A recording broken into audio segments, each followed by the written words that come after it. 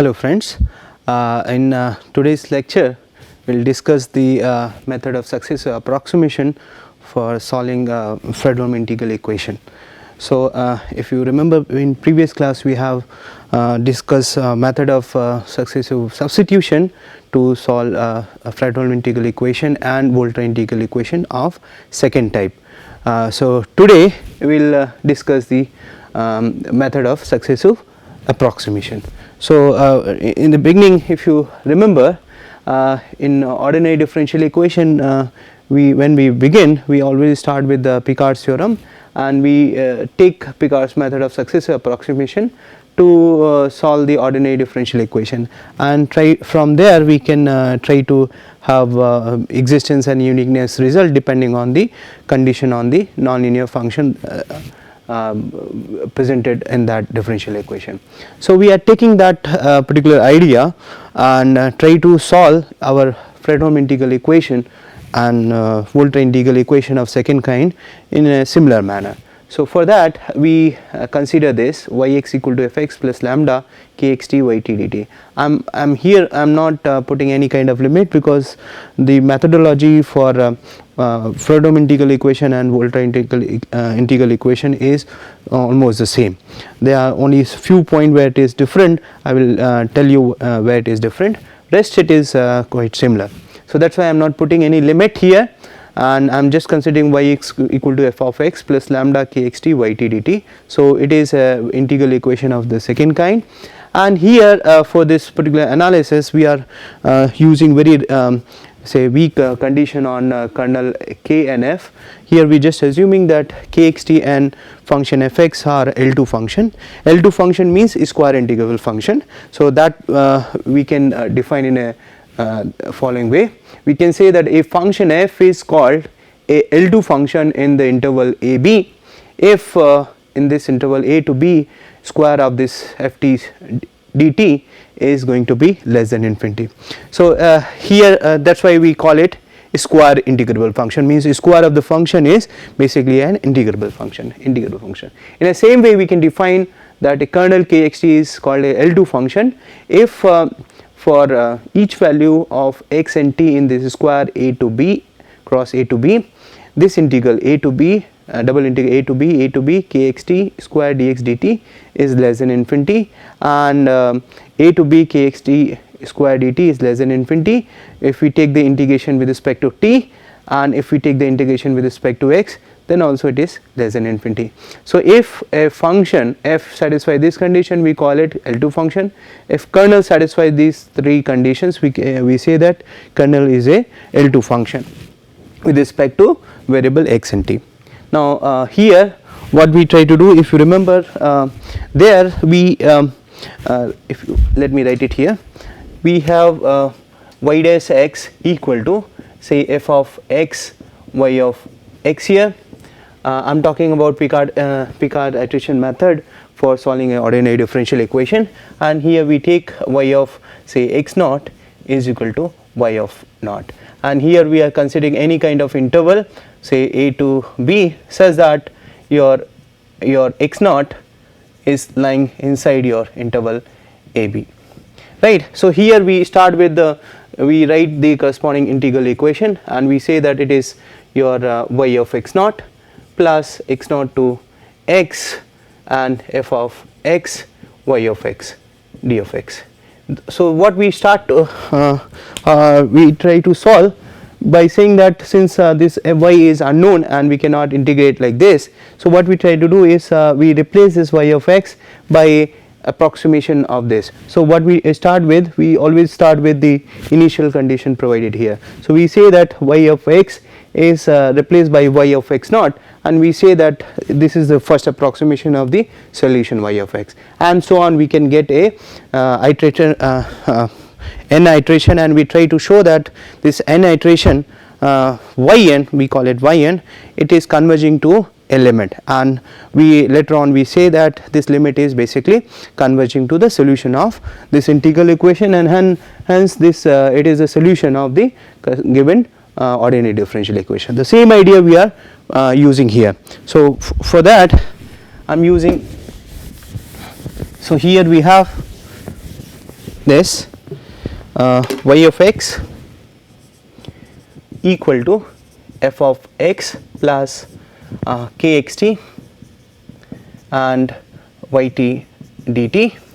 So here we all know that this yt is a known function, so we cannot perform this integration in a precise manner. So what we try to do here, we start that, let us say consider the first approximation of the solution y of x, and first approximation we are taking this as function f of x. So we say that your first approximation is the non-homogeneous term presented here. So it is y naught t is equal to, it is not t, it is x here. So first approximation we are saying that it is y naught x equal to f of x, and then we try to show that how to get y1, y2 and so on. So to get your first approximation, what we do, we use this first zeroth approximation, and we say y1 x is basically f of x plus k of x of t, and yt I am writing f of t dt, and in this way we say that it is a zeroth approximation, and the first approximation we are calling by this. So here we are replacing y of t by its zeroth approximation, and we say that it is first approximation. And similarly, once we have first approximation with us, then we find out the second approximation, y2 x as f of x plus k of xt. Now here yt I am using your y1 x, so it is y1 t dt and so on. So that we are going to put it here, and we are saying that our zeroth approximation or zero order approximation is given by y naught x equal to f of x, and using this we can define our first order approximation y1 x as this. So here in place of y I am using zeroth order approximation of y of x, and similarly we can keep on doing this, and we can say that n plus 1th approximation of y of x can be given by can be evaluated in this sense that yn plus 1 x equal to f of x plus lambda kxt ynt. So using nth approximation we can get n plus 1th approximation. Now idea is that if these approximation will tend to some kind of a limit, then we try to show that that limit is precisely the solution of the integral equation. So if yn x converges uniformly to a limit as n tending to infinity, then we can check that this limit satisfy the given integral equation and is the required solution. This we can see it from equation number 3, that if this convergence is uniform, then you can take limit n tending to infinity, then this will tend to y of x equal to f of x plus lambda. Now limit can go inside because uniform convergence is uniform, and you can write it that this is also kxt y. Let me write it here. So here it is what, yn plus 1 x is equal to f of x plus k of xt and yn t dt here.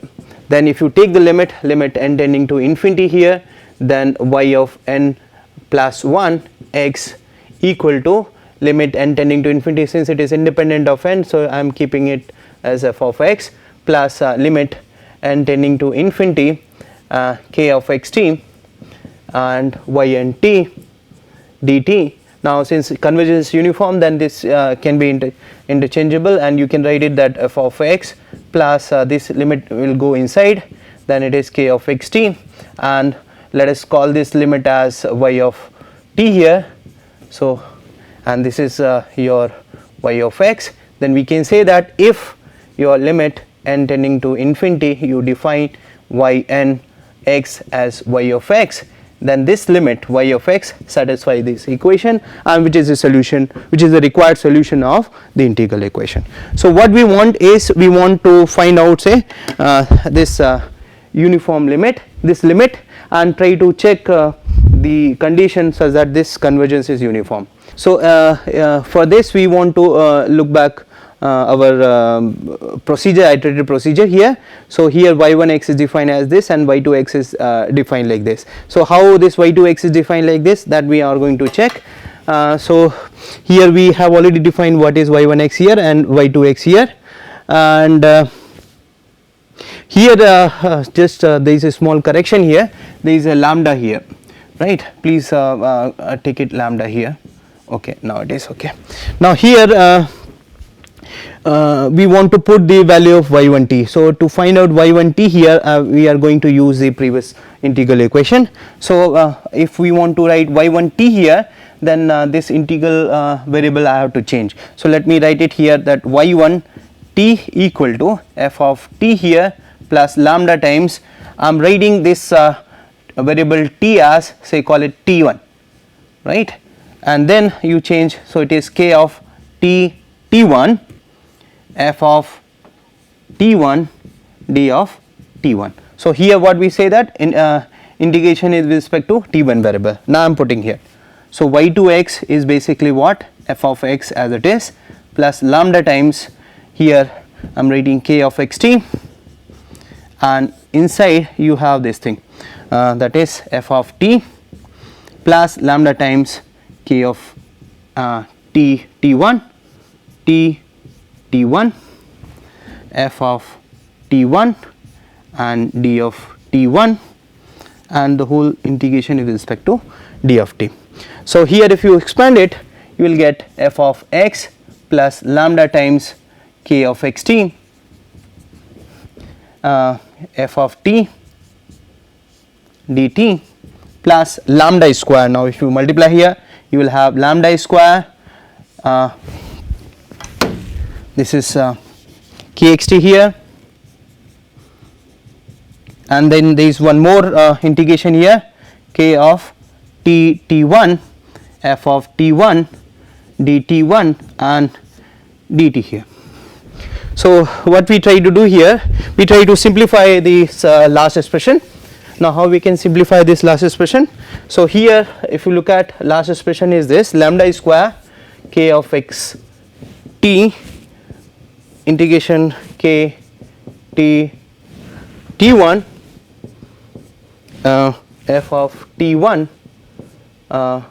dt1 and dt. What we try to write it here, we try to write it this as lambda square k2 x of t f of t dt kind of thing.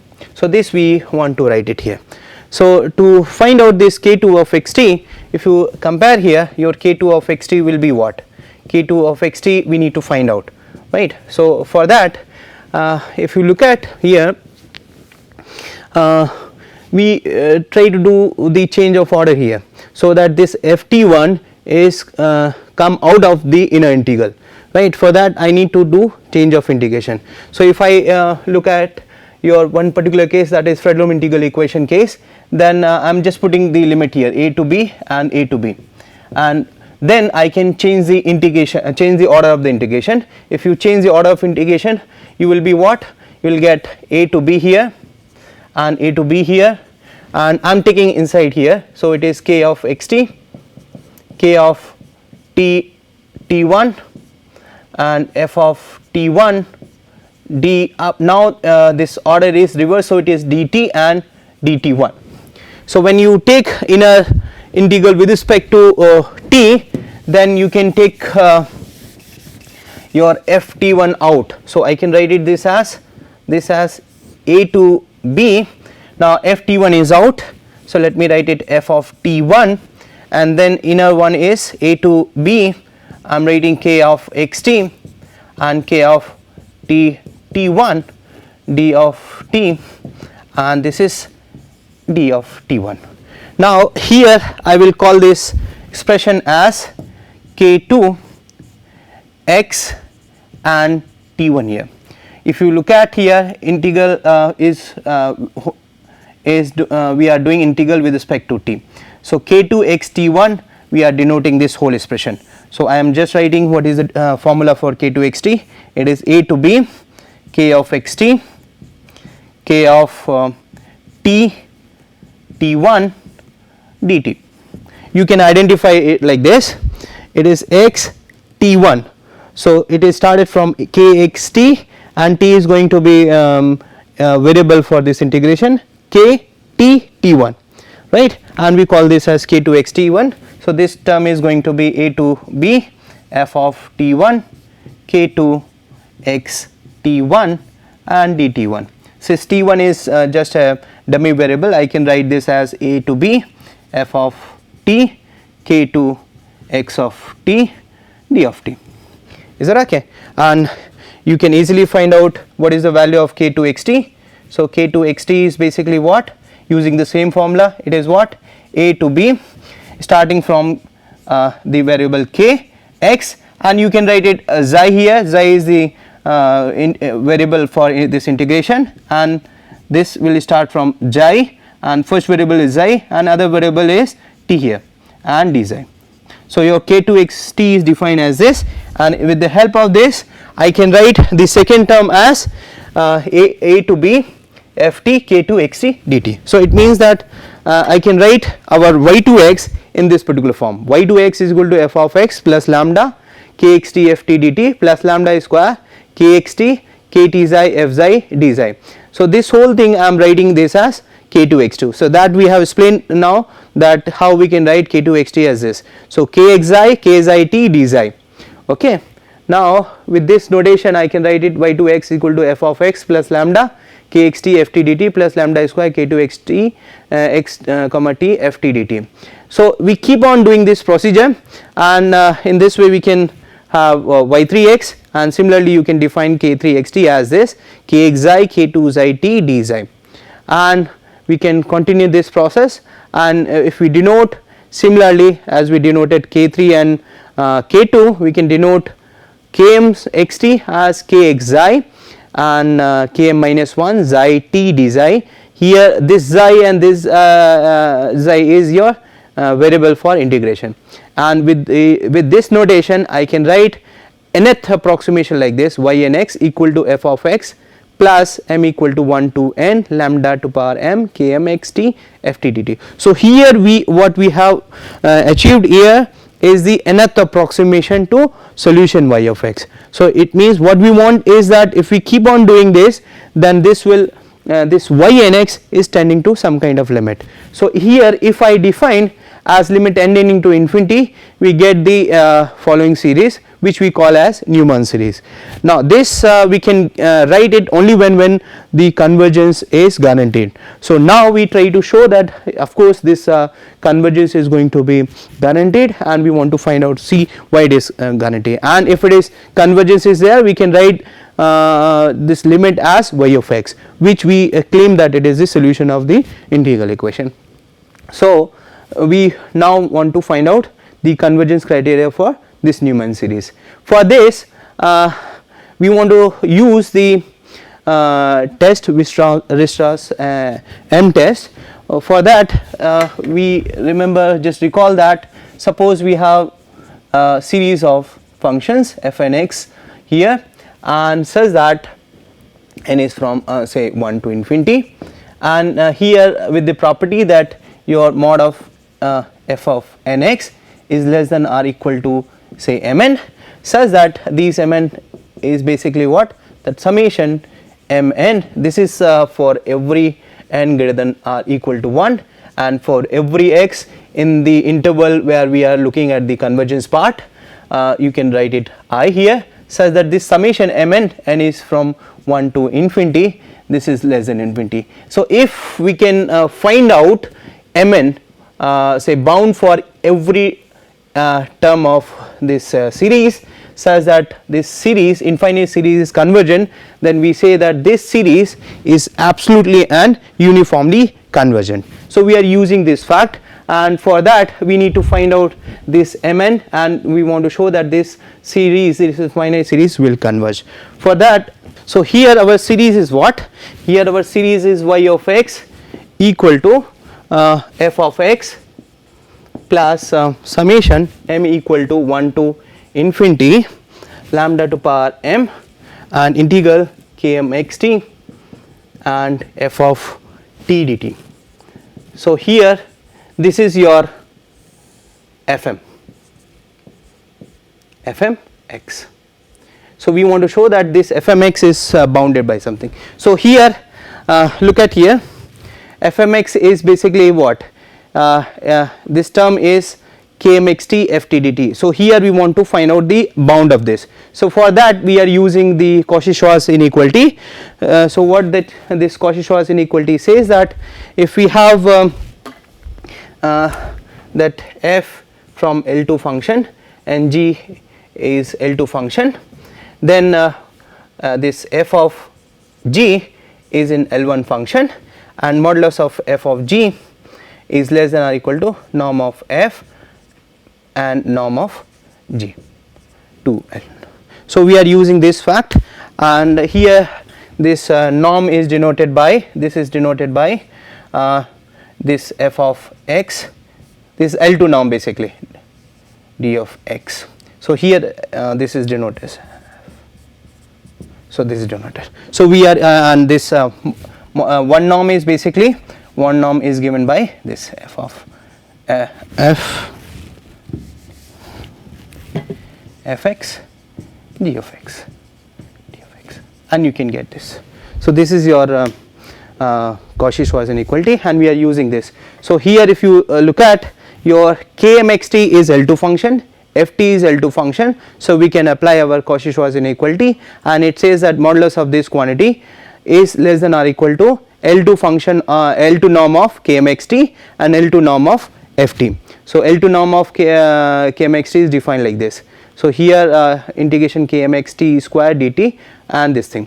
So here since ft is given function, so we can denote that this quantity is a known function, we call it a capital M square, and we say that this is kmxt square dt. Again this is known, but this is depending on M, so we call it that this is the bound for this is denoted by Cm. So we can say that is, integration of square dt is less than Cm square. We want to find out this Cm square. So and we want to relate this Cm square with C1 square, which is the bound of kxt, because kxt is known to us. So then using this notation I can simplify this as less than or equal to, this term is bounded by Cm square and this term is bounded by capital M square. So this is bounded by this, but I want that this should be written in terms of kxt, bound of kxt. So here we again use Cauchy-Schwarz inequality for kmxt. So kmxt is L2 function. So here let me write it here.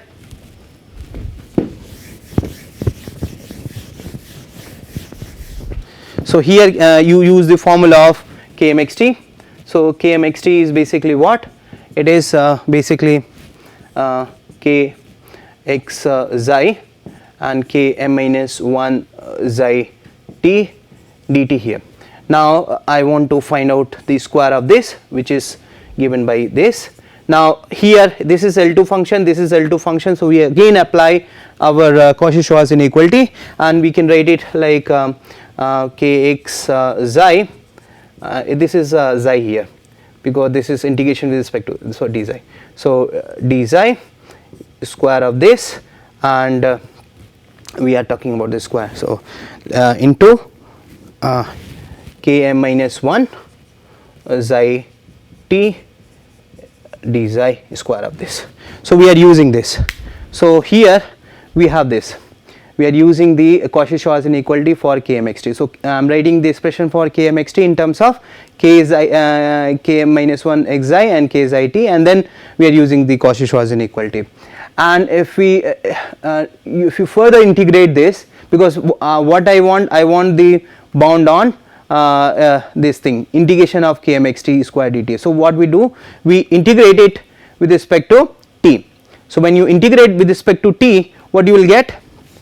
You will get integration of this with respect to t and integration of this with respect to t. So we call this as this k xi t square d xi. There is one more integration. We denote this as b square of this. So when you integrate with respect to this one more time, then and denoting that we will have a double integral here with respect to t also. So we have b square double integral k xi t square dt d xi dt, and call this as b square, and then we can write this as integration of kmxt square dt is less than, we calling this as b square and this as c square m minus 1. So it means that here this is denoted as Cm square. So Cm square is less than or equal to b square c square m minus 1, and then we repeat this process again and again, and we can write it that Cm square is less than b to power 2m minus 2 c1 square. So I hope this is well understood, because it is Cm square is less than or equal to b square c square m minus 1, and then again you repeat the same thing, then you will get say b square, and I am writing this, so this is bounded by b square c square m minus 2, and keep on doing. So we will get every time we are getting b square term, and it is reduced by 1. So it is we will get this kind of relation here, Cm square less than or equal to b to power 2m minus 2 c1 square. By the way, here Cm is what? Cm, we are assuming that we can take this Cm square as equality here, okay. So this Km xt square dt is equal to Cm square, so that this is quite clear now, okay. So once we have this this Cm square, we can put it back, and we can say that this Km xt integral Km xt ft dt whole square is less than c1 square m square b to power 2m minus 2. So using this expression here, we can say that this term here, this thing, the bound of this will be what? Lambda to power m bound of this. So it is lambda to power m and square root of, because it is a square here. So it is what? Let me write it here. So here this is what? So lambda to power m integration of Km xt f of t dt is going to be less than what? Modulus of this is going to be less than modulus of lambda to power m. Square of this is bounded by c1 square m square b to power 2m minus 2. So this will be bounded by c1 m and b to power m minus 1, right. So we will get this, right. Now so it means that this is your capital M depending small m. Now here we say that the summation mm will be what? This c1m is basically independent of small m, so I can take it out c1m, and you can write it here modulus lambda to power m and b to power m minus 1. I can take lambda b also here and write it here bm. I can write it here divided by b, and you can write it here this cbm. Now this is these are all constants, so it will not create any effect on say convergence here. Then if you look at this, can be considered as a geometric series with common ratio lambda b. So if we say that if lambda b modulus of lambda b is less than 1, then this this series will be convergent. So here this series will be convergent provided that modulus of lambda b is less than 1. So if it is convergent, then this series, which is known as this series, will be convergent absolutely and uniformly provided that modulus of lambda b is less than 1. So if I can say that this series will be convergent if modulus of lambda b is less than 1, and by the help of Weierstrass test we can say that the convergence is uniform, okay. Now we can prove the uniqueness part here. So for uniqueness part it is quite easy. Let us suppose that we have limit exists and we want to show that that limit is unique. So for that we say that there are suppose two limit possible, so we call it y1 and y2, and y1 y2 will satisfy the Fredholm integral equation here, and we try to show that this y1 and y2 are annually equal. For that you subtract these two, so and denote this y1x minus y2x as equal to phi of x, then it will phi x will satisfy this equation. This is homogeneous integral equation. So here again we use the Schwarz inequality. How we can use, because y1 is L2 function and y2 is also L2 function, so difference will also be an L2 function, and if you look at here, modulus of phi of x square will be what? This is modulus of kxt phi t dt integration whole square. So this is L2 function, this is L2 function, we can apply our Cauchy-Schwarz inequality and we can write it like this. And here this is you further integrate with respect to x here, and when you integrate with respect to x, this is what? Integration phi f x square d of x less than or equal to lambda square. Now this quantity is what? One more integration with respect to x, and this quantity we have denoted as b. So we can write it like this.